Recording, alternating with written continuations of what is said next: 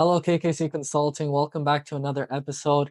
With me, I have a very, very special guest, James. Now, James, thank you so much for coming on the podcast today. It's a pleasure. Amazing. And James, you have a very, very interesting journey, right? You went through engineering, Accenture, Salesforce, MBA, and now your very own startup. You've done so much. Can you talk to me a little bit about your journey?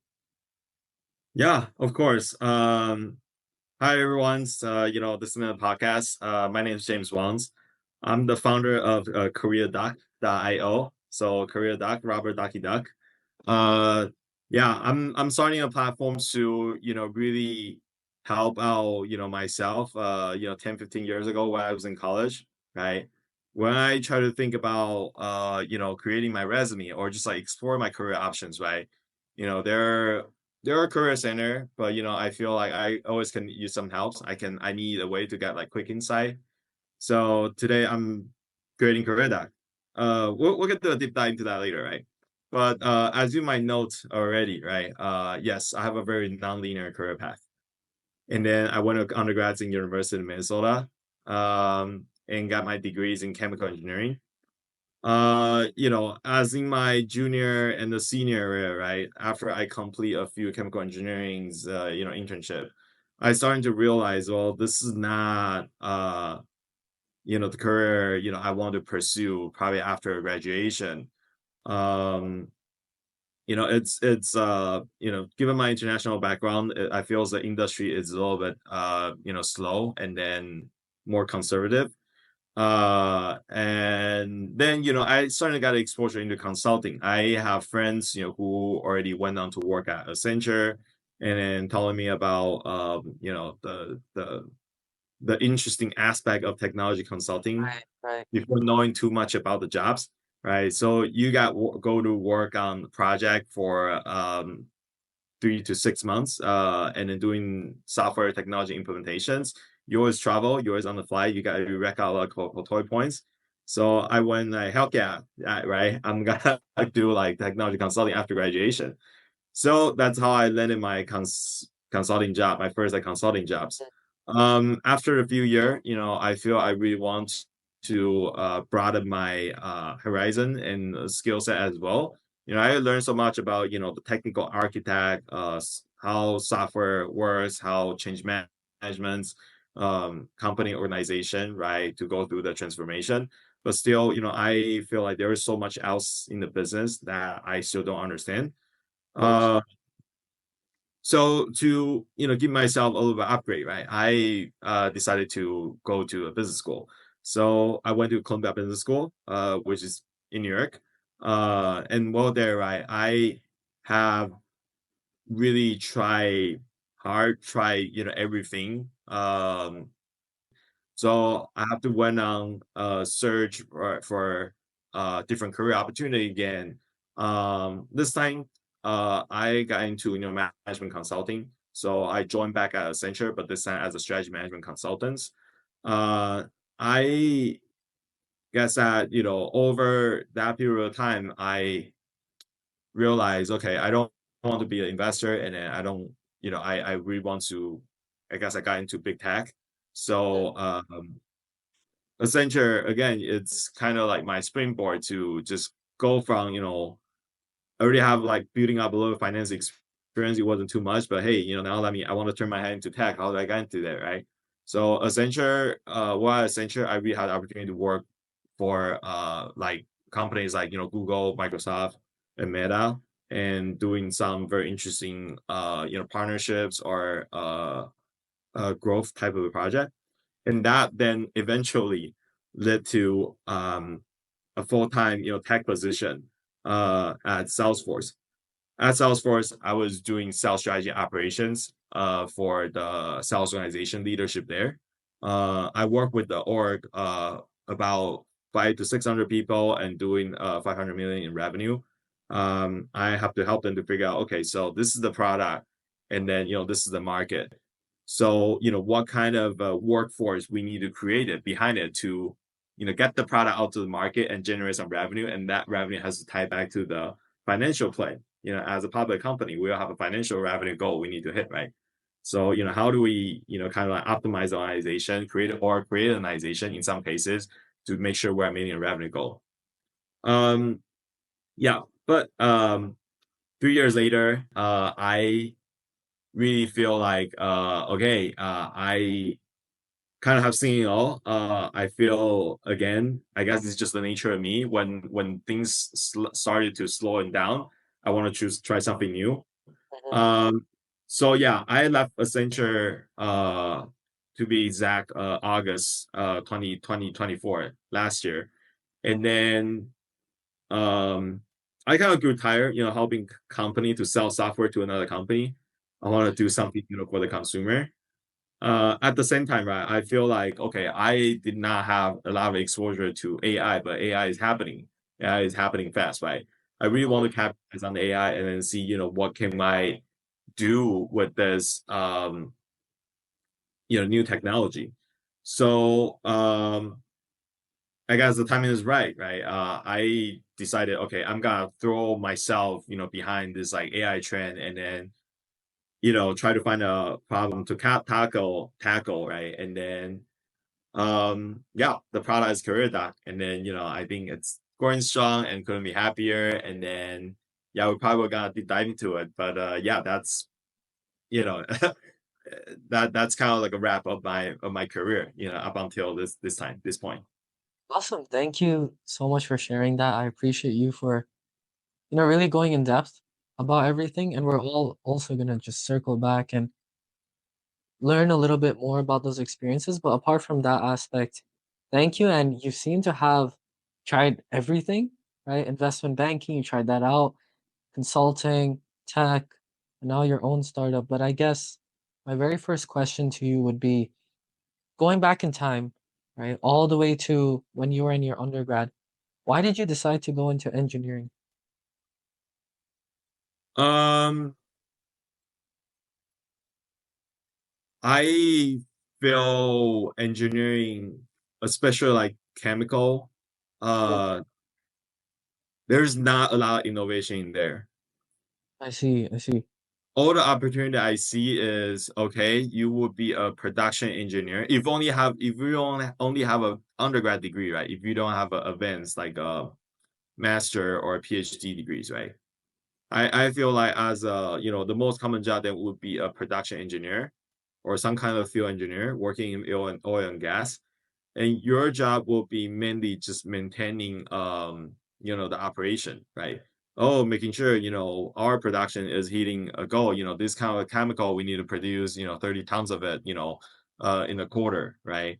And then for the field engineer, right, working on oil and gas, so hey, the oil is coming out, so no second can be spare, right? Like you got to make Right. sure the production is up and running the whole time, right? Mhm. And it's very easy you can be stuck in the same positions for your entire life. That's not what I wanted to do. Even though I see. chemical engineer, I think they it's still a pretty coveted like degree. You can make a lot of money, um you know as a career, but I feel like there's no you don't usually find like breakthrough like in a career in a Right, chemical right. engineering career. Did you feel that there was just less growth and you weren't maybe cut out for, in the sense that it didn't align with your mentality and your values? Is that why you felt that you may have wanted to switch over to consulting? Yeah, to be honest, I don't know what's better, at that point, right? I just feel like, consulting seems like more exciting. And Yeah, it then, just seems really fun, right? as a 20 year or something else, right? When you hear that, oh, your job is travel, Monday to Thursday, you gotta go to different places and sleep in different hotels, right? I think Yeah. that's fun. Whereas, let me tell you a little bit more about my chemical engineering experience, right? So, in the summer of my junior year, I was working in Alabama in the place is called Decatur, right? So 3M has a manufacturing facility in there. So I was there. It was an enjoyable summer. It opens my eyes too, right? I never been to the South, um, let alone like I hardly understand their accent, but But yeah, I mean, it was a good experience. It was a good experience for me to know that, okay, what life would be like if I am a production engineer at that Right. facility. I could be there for, 10 to 15 years, right? And then, maybe from time to time, the company would decide, oh, we want to produce a different chemical. And then there will be some, change, process, how to stand up a new production line for that chemical, right? But, other than that, right, I think I have seen it all, even though it's just a mere like 3 months, right? I feel like, yeah, that's probably life gonna be like. And then, for me, I don't want I ended up like decided not to choose that life. Fair enough. So what would you say led you to Accenture specifically? Because for consulting, you mentioned that, you get to travel, the food, the hotels, and all that's genuinely like amazing. But what led you to Accenture specifically? Yeah. My option wasn't a lot, not gonna lie, right? Hmm. I was switching and I need to switch fast. I see, I So see. I didn't really do the traditional like the whole, consulting recruiting, Right. like MBB, McKinsey, BCG, or Bain, right? You have to prep, you have to prepare for a case interview, right? And then a lot of coffee chats. I for me, um, I was looking for something easier to transition like into because I didn't have a lot of Fair time. enough. Right. And then for technology consultant, I feel like the requirement is not as high, right? Basically, you can be coming from any background. The most direct, I guess, like placements, right? College, which college, undergrad major, right, would get you into that profession, right? Technology consulting, system integration, right? It's probably a management information system, or sometimes, computer science, right? Mhm. But they really take people from all sorts of background.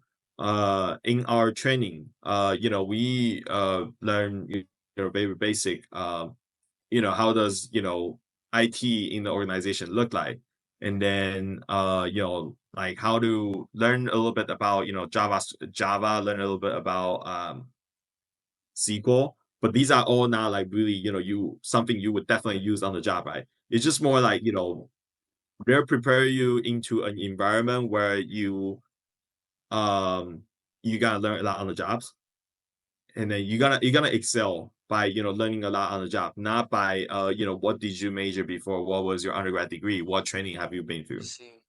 I see, I see. Interesting. So how would you rate your overall experience with Accenture, whether it's the tech consulting side or even management consulting? Yeah. I'm happy to touch on the management consulting a little bit too, even though that's Yeah, like a that'd be awesome. MBA experience, right? So yeah, I joined Accenture again. Um, well, I need to look for a consulting jobs, after MBA.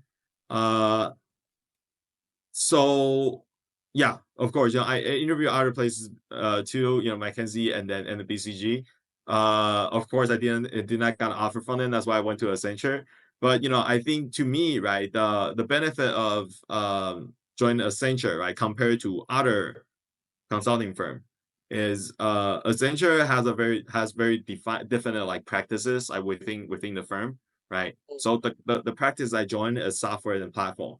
That would limit me to, or I would be exclusively working in the tech like industry, right? mm. Uh, versus if you were in BCG and then McKinsey, right? As you're a generalist, so basically wherever the company want I to send you see, to, I and then see, you I will be see. working in the industry, right? So you can get like a lot of different exposure, maybe for insurance, maybe for finance, maybe for manufacturing, right? But for me, yeah, as I look for a consulting job, I kind of like already decided, I want to use this as a springboard into tech, right? So, in the hindsight, I think yeah, join Accenture the second times, right? And then in that software and the platform practice was a really good decision, in the hindsight for me. I see. Um, So yeah, to double confirm, essentially, you felt that Accenture would be the perfect launch pad for you to slip underneath tech in the future? Well, so or in the hindsight, Mhm. I believe that's not the cases for undergrad. If you join Accenture as an undergrad in the strategy and the management consulting practice, right? So technology consulting is one of the, it's one organization, and then the strategy management Branches, is right. another, right? So I believe if you join Accenture in strategy and management consulting for undergrad, you probably will be in the generalist program. But for me, for the MBA placement, right, it's a little bit different. They just like they parachute you into the uh industry practice like already, right? Oh, I see. Yeah, so that's the differences. Okay, fair enough. That's awesome then. It's very, very interesting. So you went nice. That's amazing. Now, to go back a little bit further, you touched on your MBA as well. Do you mind talking to me about what was kind of going through your head when you decided to go for the MBA? Yeah. Different from a lot of people's reason, right? I go to MBA specific for learning. Um, Mhm. I guess yeah, I didn't recognize networking or the prestige. Well, actually help me I guess it's kind of like the equal parts, right? Um for me, when I went to MBA. It's kind of funny. Yeah, I wanted to learn because I didn't study business undergrad, so I feel like, oh, right, like even though I've been working in technology consulting, but I don't understand a lot of things like in sales and Right. marketing, in finance, right? So yeah, why do MBA? I really try to find a way to upgrade myself. Versus a lot of people, getting an MBA is, oh, I want to take a 2 years break or 3 years break from investment banking, consulting. Let me go, do some network, and then let me like explore like different career option, right? For me, yes, I was exploring career option, but I do see that there is a gap, right? Without the MBA, it's really hard for me to pull that switch. So I Mhm. really need to get that MBA to first upgrade myself. Second, right, like that will open a lot more uh recruiting funnels like for me, right? Mhm. Mhm. After your MBA, where did you see yourself kind of going? After the MBA, then Yeah, yeah, like essentially, when you finished your MBA, what was going through your mind? Like, did you want to go consulting, the tech side, investment banking? um I will say it was a mess. Oh, It was kind of a mess, right? Let's revisit. um First year recruiting for investment banking did not happen. I choose a very narrow path in investment banking. I only want to do the technology banking on the West Coast. Mhm. Right? Columbia, a East Coast school, technology investment banking on the West Coast, and then each firm only take one or two summer associate from the top MBAs. So it was actually a very narrow path, and then I recruit specific for that. I didn't even look at any of the New York banks. I So see. that's what happened. That didn't pan out too well, right? And as an alternative, yeah, I network in my second semester in the MBA. And I was fortunate, right?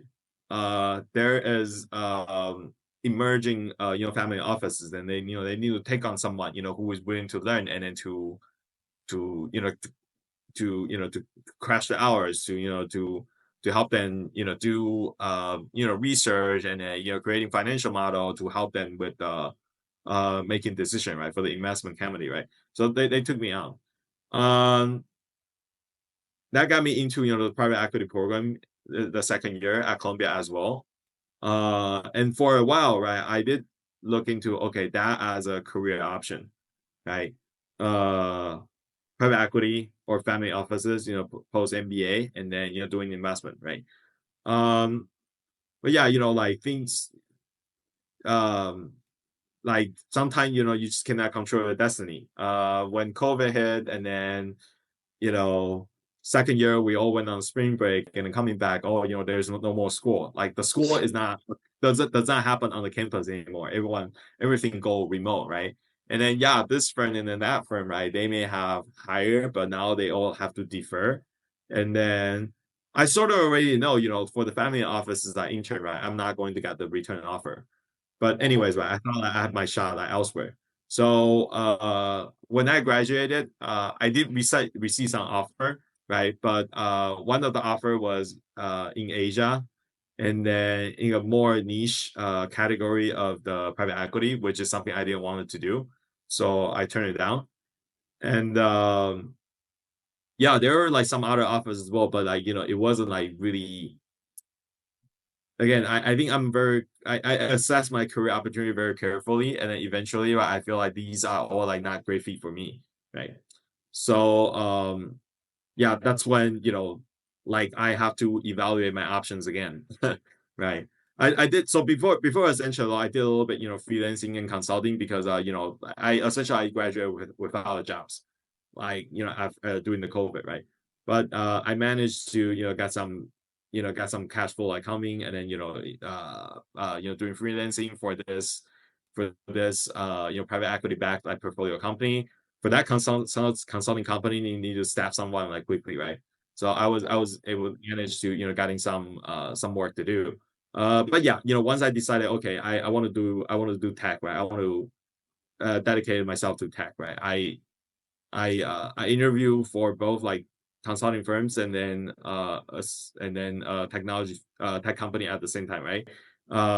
The Accenture offer like came earlier, so that's why I work at Accenture, for another almost another year before joining Salesforce. Fair enough. Fair enough. And then another really exciting aspect about your journey is that even after achieving such amazing achievements, you decided to leave it all and start your own startup, which I find very inspirational in a sense, right? Like it takes a lot of guts to be able to achieve what you wanted and then decide to leave it all and go for your own startup. And I know that you're very passionate about it just because you wouldn't be if, you know, if you weren't, then you would have just stuck with your job, right? So can you talk to me about Career Duck as a whole and your process with it? Yeah.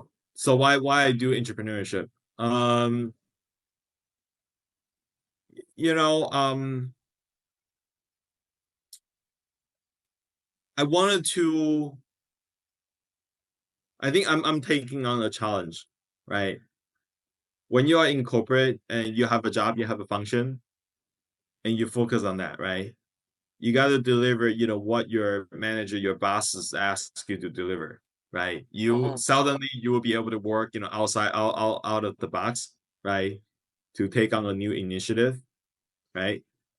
The 3 years at Accenture, sorry, at Salesforce, it was amazing, right? I really see that. Oh, so in the big, large, corporate, you know, like this, the operation, right? Like we have to be, the company is not only about growth, right? Not hiring as many headcount as possible to grow, right? It's like we need to think about capital efficiency, right? Right, Every headcount investment, we got to think about the return, right? So that's why, the jobs, revenue operations, sales strategy operation is so important, right? Not only to scoping out, how big is the market and then like how much you can grow in that market, but also on the finance side of the houses, right? You got to think about like, okay, so every headcount I place, essentially this is the investment. And then with the investment, right, how much return I'm gonna get like from this investment. So it's similar to like it's similar to my that private equity experience, like family office experience, right? It's return on investment, but this time it's not about the capital we throw in, right? It's about the headcount we throw in as the resources and how much revenue we can generate from that headcount and the resources surrounding that, right? Um, but yeah, I mean, I feel if I were to continue down that path, right? Yes, I will be a head of revenue operations to some go to market sales organization leader, right? But I think the 3 year at Salesforce make me realize, yeah, it's very hard for me to attend that role at the end of the day. Uh, you know, um, I don't think that I can compete with a second line sales leader, to get that job. Um, yeah, that was a realization too. If I hadn't been in, Salesforce and worked there for almost like 3 years, right, I wouldn't have this realization, right?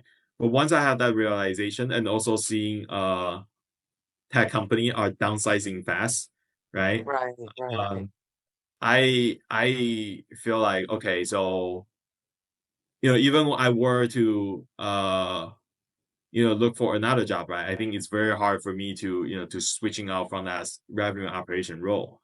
Um, Startup and doing this, I think doing the startup is really about the timing for me. I don't have the so-called technical background, how to program and create a software, right? But and also I'm probably not the most amazing marketer and copywriter, right? About like, oh, how to market this product, right?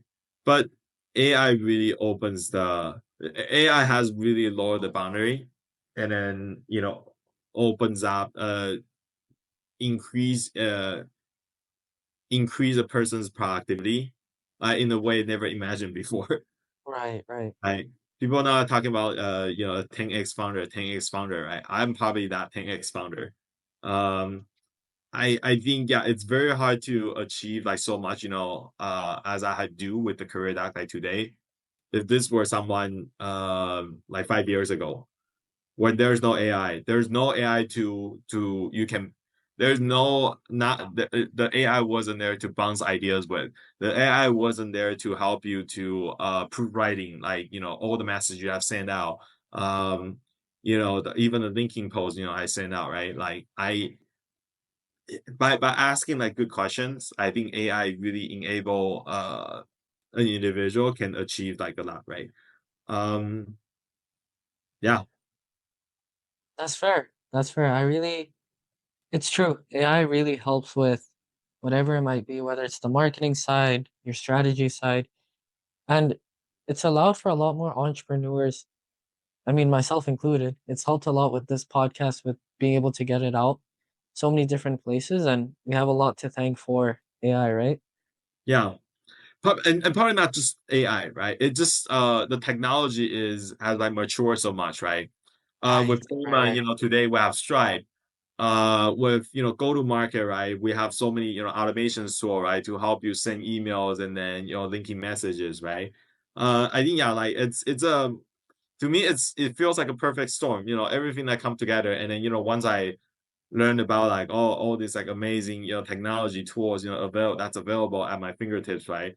Well, if I were had to do this ago, I may have to hire 3 to 4 sales. I may have to hire Of a course. full stack engineer, right, to help me to put together the product, right? Today, with AI, right, it's possible. It is still a grind, I'm not saying like it's any easier. It is still a grind, but it's possible. It's possible. It is. It is. It really is. And to bounce off, what you've mentioned earlier on as well, I wanted to ask you, what exactly does Career Duck do for our viewers on the channel? Okay, sure. Um, yeah, it is. So CareerDoc is AI career development and data insight platforms to end user like a student or a job seeker, right? Previously, right, if you are trying to get insight about the job, you're trying to really want to learn about what this job do and how like what like you want to align your resume to that specific job posting, right? It would take a lot of time. First, you have to read through the job description. Second, you have to understand, what are the keyword, what's important specific to this hiring manager, right? And then you will have to know like, oh, this is what a good resume bullet point look like based on some framework methodology, and then you will probably hire a person, right, to give you like a further review. Okay, so this is a good content to put together like in front of a hiring manager, right?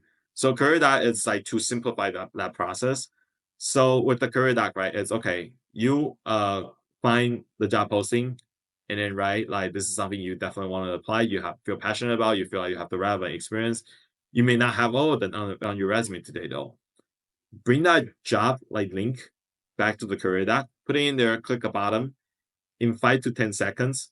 It serves to you first a job summary where it included um company, job title, keywords, role and responsibility, right? So yeah, well, you can find all that like in the job description, right? But now it's coming back to you in a consistent structured format, right?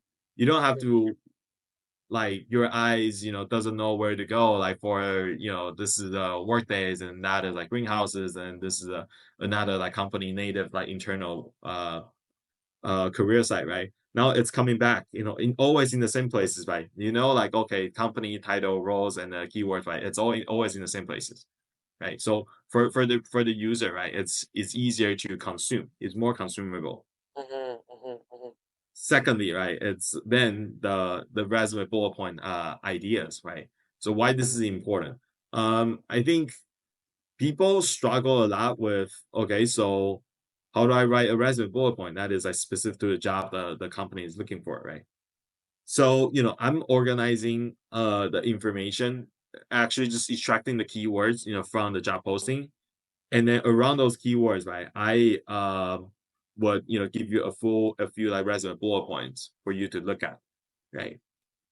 This is what good looks like to the eyes of the hiring team, right? The right action verbs, the right tasks, the right like KPI, even like the team you work with, right? It's all written uh in a very structured way and fashion, right? So now with this as a reference to you, now the thing you need to think about now is like, okay, so how do I make myself, how like what past experience I have like related to this resume bullet point, can I make adoption of this resume bullet point into my own resume? How do I personalize it? And then further like further down the road, right, for interview, right, how do I prepare my storytelling, right? So career doc is simple to use, and then very quick to value, and the quality of the outputs. These are the things I would say, right? It's I don't see that in a lot of similar product before, especially a resume I product. see. I feel the resume product today is very much focused on give us your resume and then we're gonna give you a score, right?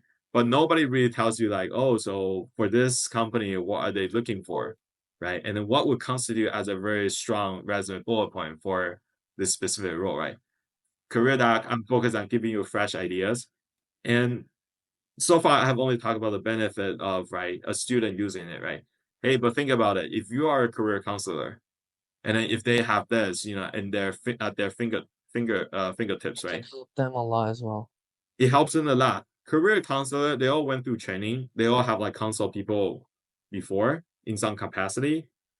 But when your student interests are diverse, when yourself haven't been, that like deeply integrated in the industry, right? You just not possibly know like every single job under the sun. You don't quite have the knowledge, right?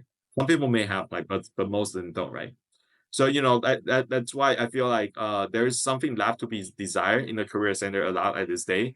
Is they maybe advise you to the point like, oh, this is a job you should be looking at, right? But they wouldn't be able to tell you a more decisive like insight, right? What is a good resume bullet point specific for this position, right? So now think about the operation I just talked about, pasting in the URL and then click a button and then the insight come back, right? Now, hey, in just like 5 to 10 seconds, you have a very good references and guide, right? You can look at it with the student together. You can use that as a guide to talk Right, about right. their experience, right? Um, ChatGPT can achieve the same output and result if you ask a very good prompt and then if you have the patience to type in all the question and then waiting for that responses, right? But yeah, like it's not. I just don't see that as a viable option, right? In the setting when career counseling, you only have the 30 minutes with the student. The student are not you and the student are not going to have the patience to go through that ChatGPT, right? Right, right. So that's yeah, that's I think I would say that's a differential of the career that to many of the its like competitors. 100%. I feel that this is definitely something that would help me a lot in the sense that, there's so many different opportunities that first year, second years have that they can apply to everything, right? And when you have so many different job descriptions, it's hard to keep up with them, let alone be able to make your resume curated for that. And as well, on top of that, your cover letter.